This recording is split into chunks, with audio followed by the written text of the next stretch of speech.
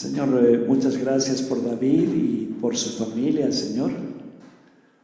Te pedimos que los bendigas. Y, Señor, de ti solamente viene la unción y la gracia, Señor. Y yo te pido que tú te sirvas de este varón, Señor, para tu gloria. Y que realmente le des tus palabras y que nosotros podamos escuchar y albergar, Señor, esas verdades y guardarlas y ponerlas por vida, Señor. Muchas gracias, Señor. Te rogamos esto en el nombre de Jesús. Bendice la palabra y bendice este tiempo de comunión también. En el nombre de Jesús oramos. Amén. Bueno, los niños pueden pasar ahí atrás está Fabricio y no sé quién más va, y pueden aprovechar para tener ese tiempito.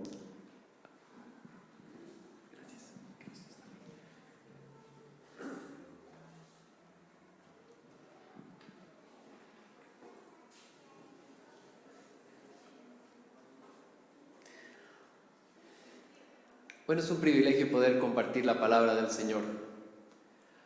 Es interesante ver cómo toda esta parte y esta sección continúa sobre la sección anterior. O sea que muchas de las cosas que vamos a ver hoy, vamos a profundizar de lo que estuvimos viendo la semana pasada. Pero si alguien no estuvo la semana pasada, no se preocupe, vamos a leer esa parte que conecta con esta sección. Quería pedirles por favor si pueden abrir sus Biblias en el libro de Colosenses, en el capítulo 2, el verso 8. Hoy día vamos a ver desde el 8 al 15 y vamos a ver qué es lo que Dios, por medio de su palabra, nos habla. Dice la palabra de Dios a partir del verso 9 vamos a leer hoy. La anterior semana llegamos hasta el 8.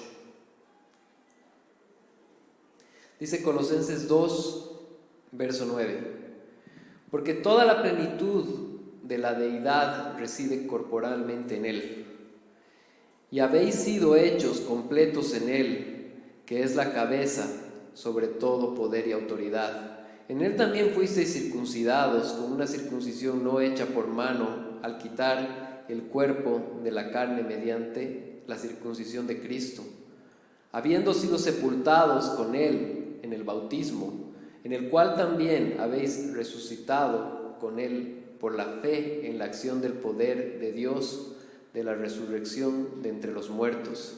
Y cuando estabais muertos en vuestros delitos y en la incircuncisión de vuestra carne, os dio vida juntamente con Él, habiéndonos perdonado de todos los delitos, y habiendo cancelado el documento de deuda que consistía en decretos contra nosotros y que nos era adverso, y lo ha quitado de en medio, clavándolo en la cruz. Y habiendo despojado a los poderes y autoridades, hizo de ellos un espectáculo público, triunfando sobre ellos por medio de Él. Gracias, Señor Jesús, por tu palabra. Te pedimos que hoy seas hablándonos y podamos entenderla, comprenderla y saber más de ti, Señor Jesús. En tu nombre, Dios. Amén. Bien.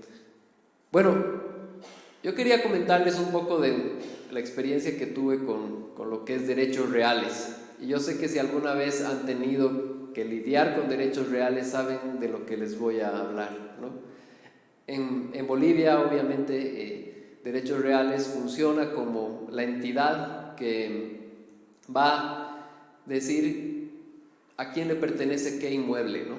Y bueno, si uno quiere y necesita comprar uno, va a tener que ir a Derechos Reales y va a tener que inscribir su inmueble, o si va a comprar uno tiene que verificar si es que el dueño actual realmente es el dueño. Ahí está inscrito todo, a quién le pertenece qué. Y bueno, yo sé que es un desorden muchas veces, pero es algo también que es necesario a la vez. Pero cuando nosotros estábamos viniendo para acá, para Santa Cruz, un poco antes habíamos logrado en comprarnos un departamento por medio de una deuda allá en La Paz. Y justamente cuando nos íbamos a mudar había que vender el departamento e implicaba hacer la transferencia al nuevo dueño. Y bueno, fue un lío encontrar el comprador, pero al final, a Dios gracias, apareció. Pero cuando estábamos haciendo esta transacción, me recuerdo muy bien que para mí era algo nuevo. Entonces nunca había hecho esto y había que deshipotecar para que la persona pueda comprarla e inscribirla a su nombre. Pero para eso había que pagar primero la deuda al banco. Y bueno, yo no contaba con ese dinero, el dinero iba a venir por medio de la compra, ¿no? Entonces, bueno, sin hacerla muy larga la situación, llegamos a un acuerdo con el comprador y hacemos este ajuste.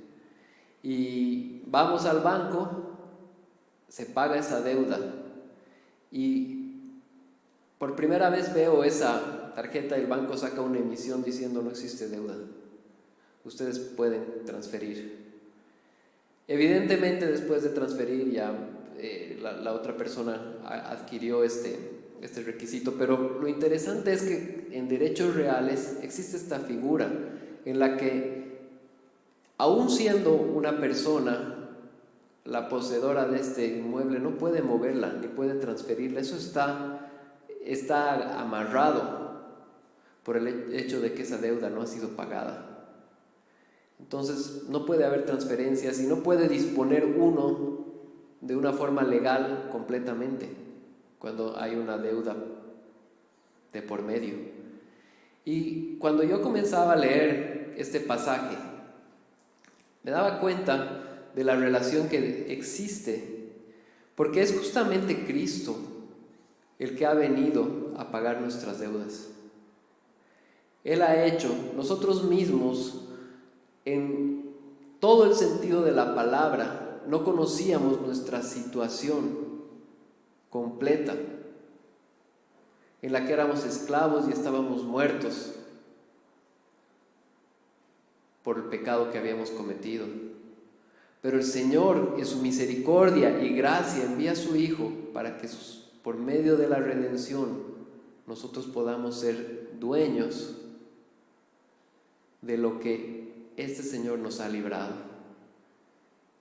Y en ese momento ya las cosas pueden cambiar.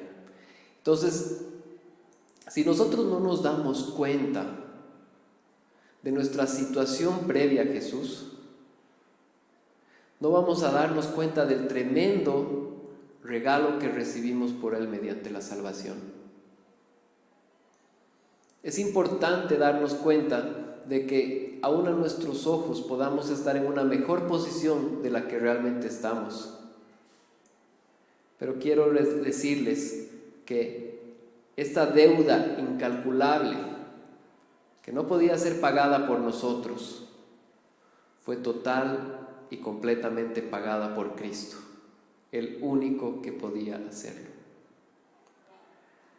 Esta mañana vamos a ver cómo Cristo fue capaz de pagar todo lo que adeudábamos, desde el comienzo hasta el fin, sin que quede ni un poco de deuda. Punto número 1, en Cristo tenemos toda la plenitud. En el verso 8 nos dice, y quiero leerlo como a modo de dar un poco de contexto, dice básicamente la palabra del Señor en Colosenses 2:8: mirad que nadie os haga cautivos por medio de su filosofía y vanas sutilezas, según la tradición de los hombres, conforme a los principios elementos del mundo y no según Cristo. Básicamente lo que estaba sucediendo ahí en Colosas es que estaban queriendo dar otros medios de salvación. Las personas podían encontrar y alcanzar el cielo por medio de buenas obras para ellos. Ellos estaban queriendo implementar toda la tradición judía como medio de salvación. Y aquí básicamente la respuesta de Pablo es contundente y dice: no es por medio de filosofías, no es por medio de acciones, es por medio de Cristo. Solo por medio de Cristo. Y en el verso 9 es interesante ver cómo empieza. Dice, porque toda la plenitud de la deidad. Está dando una explicación de por qué solamente puede ser por medio de Cristo. La anterior semana concluimos de que solo podía ser por medio de Él, y ahora va a entrar a la explicación y la razón de por qué esto tiene que ser así. Y es interesante cómo empieza. Dice, porque toda la plenitud de la deidad reside corporalmente en Él. Ahora, cuando leemos algo así suena confuso. ¿Qué es toda la plenitud de la deidad que reside corporalmente en Él? Nos está dando dos mensajes. Uno de los más importantes es que cuando Cristo se encarnó, se hizo hombre, a través de ese gran misterio y milagro en el cual Jesús se hizo hombre, nació, creció y tuvo una vida perfecta. En ese momento en el que Él se encarna, en ese momento nosotros podemos ver a Jesucristo con todas las funciones humanas. Pero paralelamente, a través de la palabra, vemos que Él también tenía las funciones de Dios. Por eso dice claramente, porque toda la plenitud de la deidad, es decir, de Dios, residen corporalmente, es decir, de su cuerpo humano en Él. Jesucristo era 100% hombre y 100% Dios al mismo tiempo, cuando estaba en esta tierra. Ese es un misterio muy grande que nuestra mente no puede comprender, pero era totalmente necesario. ¿Por qué era necesario que Jesús sea hombre y Dios al mismo tiempo?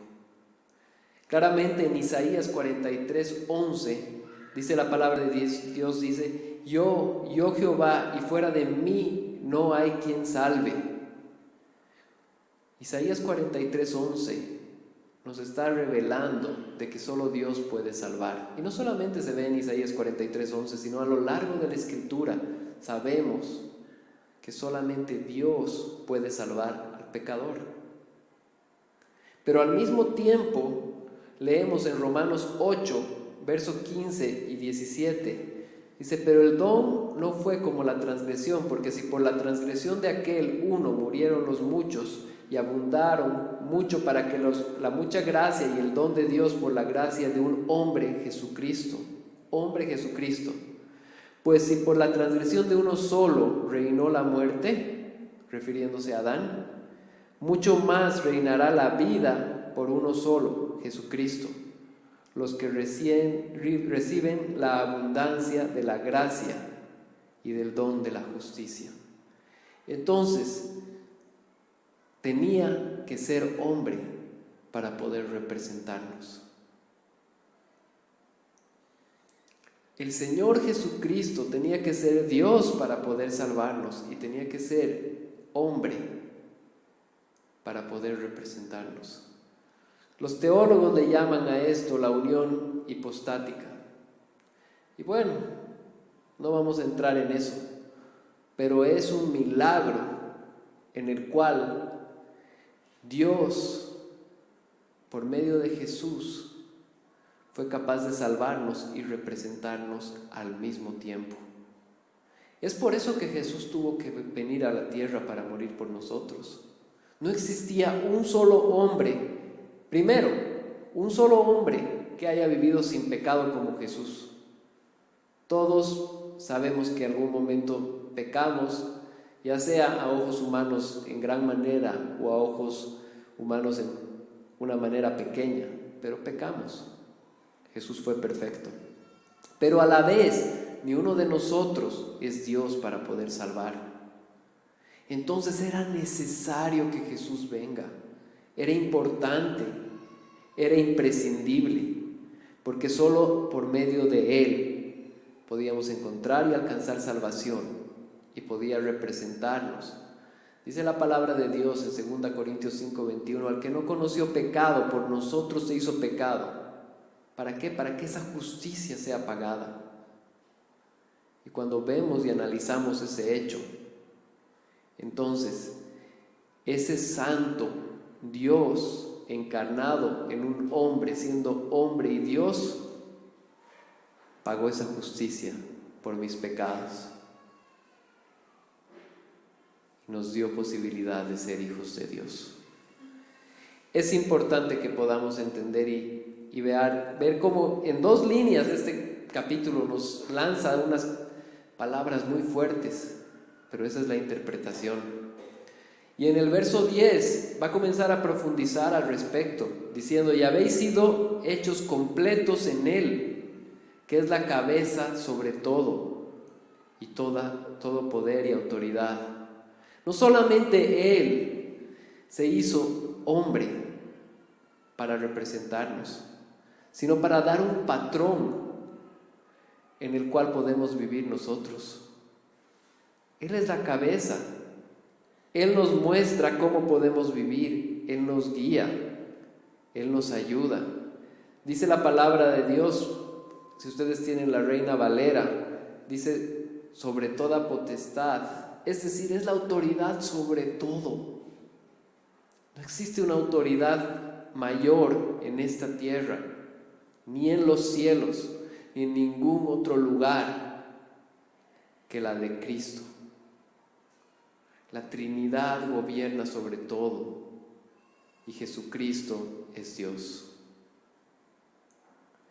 Entonces, Él se hizo hombre, no dejando de ser Dios por completo, sino más bien teniendo esas 2 naturalezas para poder salvarnos y para ser nuestra cabeza, ser el primero entre muchos de nosotros que, a Dios gracias, por medio de la salvación vamos a seguir su camino.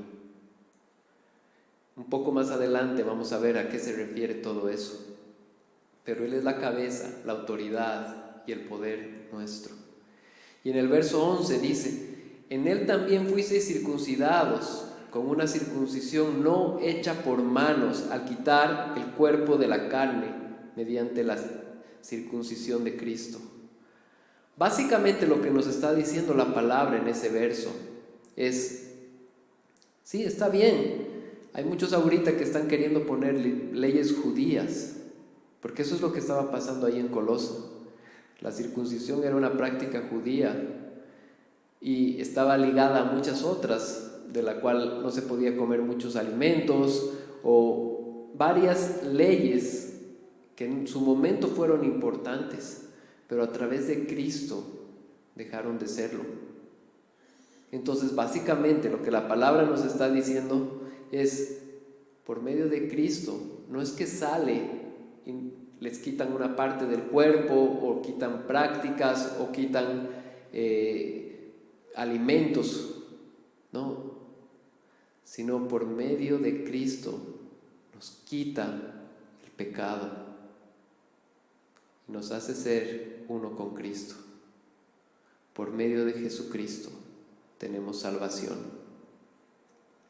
Ese es un hecho sobrenatural y no es por parte de tradiciones, no es por parte de ritos o formas en las que nosotros alcanzamos esta salvación, sino solamente somos completamente libres por medio de Cristo, por la fe en Jesucristo.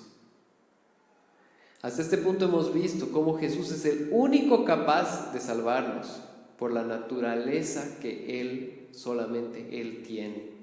Ahora vamos a ver cómo este proceso se hace visible en un creyente. Punto número 2. En Cristo está nuestra salvación.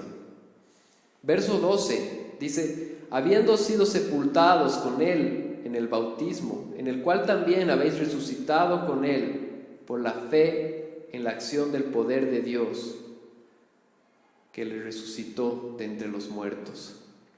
Es importante prestar atención a esto, porque obviamente el bautismo es una práctica que nosotros realizamos, y más bien es muy importante. La palabra del Señor, ¿qué es lo que les dice cuando les da la gran comisión? Id, predicar el Evangelio a toda criatura. Pero ¿qué es lo que les dice? Bautizándolos en el nombre del Padre, del Hijo y del Espíritu Santo. Y yo sé que con respecto al bautismo se ha hablado mucho, pero básicamente lo que la palabra de Dios representa a través del bautismo, lo que nosotros hacemos a través del bautismo, es nosotros estamos mostrando externamente lo que Dios hizo en nosotros internamente. Nosotros vamos a representar de forma externa y visible para toda la iglesia y las personas que asistan a nuestro bautismo lo que Dios hizo de forma interna en nuestros corazones al cambiar nuestra situación en la que éramos esclavos del pecado. Estábamos muertos en nuestros delitos y pecados, pero Él nos da salvación. Entonces, tenemos que tener esto en claro. La salvación del Señor se hace posible a través del perdón de pecados y a través de Jesucristo, y se hace visible a los demás de la iglesia a través del bautismo. Por eso es importante, porque es un testimonio de lo que sucedió internamente. Muchas veces hay esta pregunta: ¿una persona que se bautizó es salva? Y la verdad es que el bautismo como tal solamente está mostrando lo que sucedió. Es una ordenanza, debemos hacerla, pero no salva al pecador, sino representa lo que pasó. Y una persona, por ejemplo, el ladrón que estaba al lado de Jesucristo, el momento en el que él cree, le dice: acuérdate de mí cuando estés en mi reino. Y Jesús le dice: hoy vas a estar conmigo en el paraíso. Él estaba creyendo en el Señor como su Salvador, estaba reconociendo sus pecados, y hubo una conversión ahí, en la cruz. Esa persona no logró bautizarse. ¿Por qué? Porque no hubo tiempo. Eso no implica que nosotros no debamos buscar el bautismo, más bien debemos hacerlo. Pero es una representación externa de lo que pasó internamente. Hace unos años tuvimos la oportunidad de festejar a mi hija mayor por su cumpleaños. Y es interesante porque sucedió que, bueno, antes de que exista todo este tema de la pandemia, era más fácil, ¿no? Y hicimos un festejo, bueno, donde vinieron varios de sus amigos y todo. Pero el tema es que no podía ser en el día de su cumpleaños porque teníamos muchas actividades y era entre semana. Entonces, buscamos un día en el mismo mes donde se pueda realizar ese festejo. Y yo creo que realmente hay varios de ustedes se identifican con esto, porque muchas veces así lo hacemos el festejo posterior a la fecha como tal. El bautismo es eso. Es la celebración de lo que sucedió en un día para ser externalizado por el resto de las personas. Y ahora, ¿por qué? ¿Cuál es la importancia del bautismo? Prestemos atención al verso 12. Dice, habiendo sido sepultados con Él en el bautismo, en el cual también habéis resucitado por Él, por la fe en la acción del poder de Dios, que le resucitó de entre los muertos. El bautismo está externalizando lo que pasa en el momento de nuestra conversión. Dice la palabra de Dios claramente: somos sepultados y resucitados. Así como Jesús murió en la cruz, fue sepultado y después resucitó de los muertos, de la misma forma, cuando nos bautizamos, estamos mostrando lo que sucede en el momento de nuestra conversión. El día en el que Dios nos ha salvado y que nosotros hemos tenido fe en Jesucristo, hemos respondido con fe, con arrepentimiento a nuestra manera de vivir y fe en Jesucristo, hemos muerto a nuestros pecados y hemos resucitado por Dios. Ese es el gran misterio que sucede y que es externalizado por medio del bautismo. Por eso el bautismo es muy importante. Si hay personas acá que no han sido bautizadas todavía y quieren hacerlo, por favor, yo quiero pedirles que se acerquen, ya sea el pastor Jorge, se acerquen conmigo y podamos comenzar a orar por un bautismo pronto, para que podamos externalizar lo que Dios ha hecho en nuestra vida por medio de su salvación. Amén. Verso 13 dice: y cuando estabais muertos en vuestros delitos y en la circuncisión de vuestra carne, os dio vida juntamente con Él, habiéndonos perdonado todos los delitos. Es ahí donde el Señor hace la obra. Básicamente aquí dice: cuando estabais muertos en vuestros delitos y en la incircuncisión de vuestra carne. Él está haciendo esta referencia a lo que ellos estaban buscando. ¿Qué es lo que sucedía? Sucedía que ahí en Coloso había personas que querían poner estas reglas de la circuncisión, de la comida, que ya les había mencionado hace un momento. Pero aquí Pablo está diciendo: cuando ustedes estaban muertos en vuestros delitos, Él en realidad les da vida, y no por medio de estos medios humanos, sino por medio de Jesucristo. Jesucristo es el camino al Padre. Jesucristo está presente el día de hoy. Jesucristo salva a nosotros pecadores y nos perdona todos nuestros pecados. Y es importante que podamos responder a Él. Nosotros somos incapaces de poder salvarnos a nosotros mismos, pero Él vino, murió en la cruz con este motivo, para dar salvación a todos los que en Él creen. Y ahí entra Romanos 8, del 1 al 2, que dice: por consiguiente, no hay ahora condenación para los que están en Cristo Jesús, los que no andan conforme a la carne, sino conforme al Espíritu. Porque la ley del Espíritu de vida en Cristo Jesús te ha librado de la ley del pecado y de la muerte. La libertad que el Señor da a sus hijos por medio de la salvación es esta. Somos capaces de dejar de pecar. Somos capaces de alejarnos de todo lo que vivíamos y que para nosotros era normal, por medio de Jesucristo y por medio de la obra que Él hace en la cruz. En este punto hemos visto cómo Dios en su misericordia, juntamente con Él, nos da vida. Ahora vamos a ver cómo todas nuestras deudas son pagadas en Él.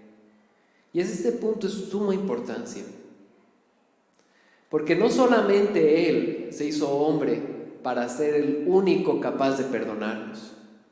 No solamente Él nos perdona nuestros pecados, sino que además de todo, Él es capaz de perdonar cada uno de nuestras iniquidades en Cristo Jesús allá en la cruz. Los pecados que hemos cometido, los pecados que vamos a cometer, el Señor los llevó en la cruz y los pagó. Y por eso tenemos paz con Él. Punto número 3, en Cristo no tenemos ninguna deuda. Es interesante cómo comienza el verso 14, porque dice: habiendo cancelado el documento de deuda que consistía en decretos contra nosotros. Básicamente, en el mundo greco-romano existía algo similar a lo que nosotros tenemos en derechos reales. Por eso que busqué ese ejemplo. donde se anotaban las deudas.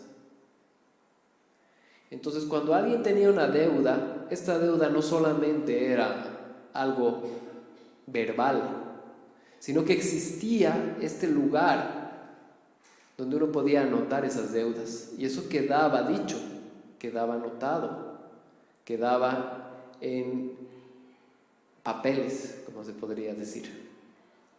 Y básicamente en el verso 14 dice: habiendo cancelado el documento de deuda que consistía en decretos contra nosotros y que nos era adverso, y lo ha quitado en medio, clavándolo en la cruz. Todas las cosas que nos alejaban del Señor, todo el pecado que nos tenía lejos de Él, por el cual nosotros no podíamos acercarnos a Él, que no teníamos paz con Dios y que estaba anotado en nuestra contra, por medio de Jesucristo es perdonado para todo aquel que cree en Él como su Señor y Salvador. Y esto nos da paz. No existe forma en la que humanamente hubiéramos podido hacer eso, pero tampoco existe forma humanamente ni de ningún tipo que todavía pueda acusarnos, porque en Cristo somos perdonados. ¿No es este un gran milagro? Yo si hago la lista de cosas que he hecho malas en esta tierra y juntos hacemos esa lista estaba escrita en esos papeles que hace referencia Pablo. Lista, pecado, delito, todo en contra nuestra. El Señor agarró esa lista, la llevó a la cruz y la pagó. Y hoy día nosotros somos, delante de Él, si nos hemos arrepentido y lo hemos reconocido como nuestro Señor y Salvador, esa lista no existe.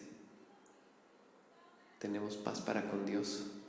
Claramente dice en el verso 14, y que nos era adverso, porque eso venía en nuestra contra, y lo ha quitado en medio, clavándolo en la cruz.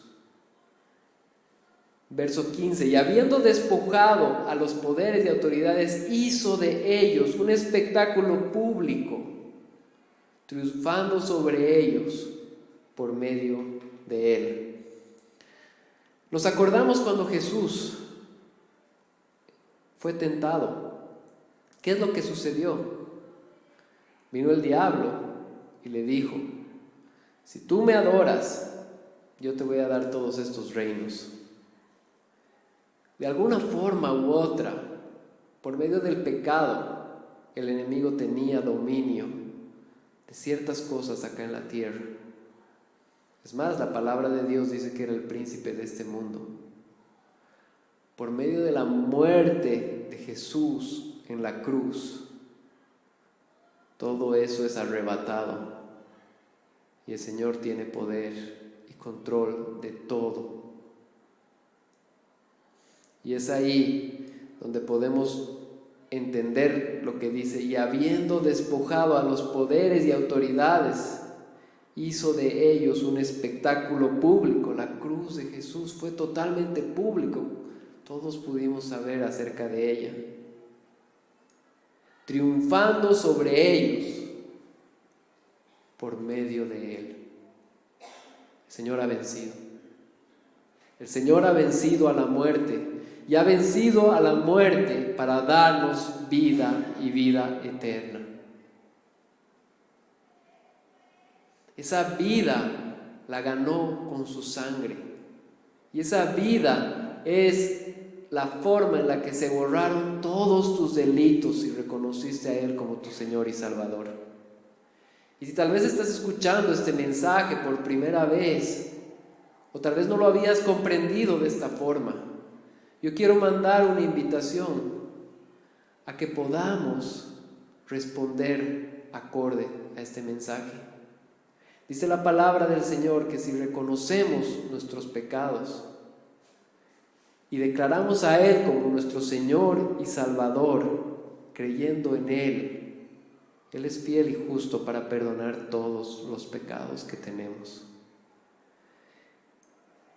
Todos hemos obrado mal, pero aquí la palabra de Dios claramente nos dice que todo eso puede ser totalmente borrado por medio de la fe en Jesucristo. Él ya puso el camino. Él ya dio el espectáculo de la cruz, que fue algo visible para todos nosotros. Ahora el Señor permita que podamos responder de esa forma. Y permita que nosotros tengamos esa misma respuesta y a ese mismo acto. Dice la palabra del Señor, habiendo despojado a los poderes y autoridades. Esos poderes y esas autoridades ya no tienen ninguna relevancia cuando Cristo nos da vida. Amén. ¿De qué nos sirve recordar esto? Primero, nos sirve a dar un mensaje en el cual no buscamos que las personas hagan cosas para alcanzar salvación. Nosotros no podemos poner una serie de leyes y normas para que las personas alcancemos salvación. Eso no dice la palabra. Nosotros predicamos a Cristo, que por su gracia nos da salvación. Pero también nos sirve a nosotros, los creyentes, de que si hemos recibido tremenda salvación, cuán importante es vivir acorde a lo que su ley dice. Volvemos y vivimos con agradecimiento al Señor. Es decir, buscamos santidad. No buscamos santidad para obtener salvación, sino tenemos santidad gracias a la salvación que Dios nos dio. Y vivimos vidas buscando al Señor, buscando agradarle a Él, por el gran regalo que Él nos dio en la cruz. Amén. Entonces no es por obras. Pablo está haciendo ese punto y a lo largo de esta carta va a continuar haciendo este punto. ¿Por qué? Porque esta carta estaba dirigida a una iglesia que notoriamente estaba buscando poner normas físicas a la salvación gratuita de Dios. Eso no puede ser posible. Le quita gloria a Dios porque Dios es dueño de la salvación y nos hace entender parcialmente el gran poder de Dios. Pero a su vez nos ayuda a nosotros a poder estar más agradecidos con el Señor y vivir una vida de santidad. Amén. Nos pondremos de pie, hermanos. Oremos al Señor. Gracias, Señor Jesús, por tu palabra. Gracias por todo lo que tú nos has dado y porque eres bueno, Señor. Gracias por darnos salvación.